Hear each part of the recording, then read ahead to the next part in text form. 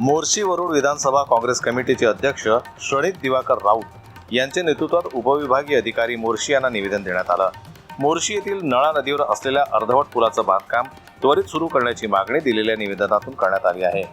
नळा नदीवरील या पुलाजवळून श्री क्षेत्र सालबर्डी पाळा या ठिकाणी रस्ता जातो। या पुलावरील कॉर्नर अतिशय धोक्याचा बनला असल्यानं या ठिकाणावरून प्रवाशांना जीव मुठीत घेऊन प्रवास करावा लागत असल्याचं दिलेल्या निवेदनातून नमूद करण्यात आलंय। दिनांक 17 मार्च पर्यंत काम सुरू न झाल्यास तीव्र स्वरूपाचं आंदोलन छेडण्यात येणार असल्याचा इशारा राष्ट्रीय काँग्रेस कमिटी मोर्शीतर्फे प्रशासनाला देण्यात आला आहे।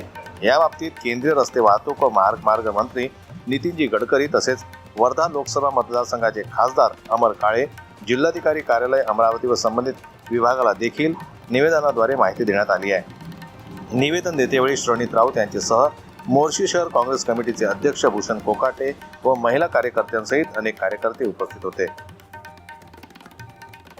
जनमत लाईव्ह न्यूज करता सोमेश्वर शहाणे यांची रिपोर्ट, मोर्शी।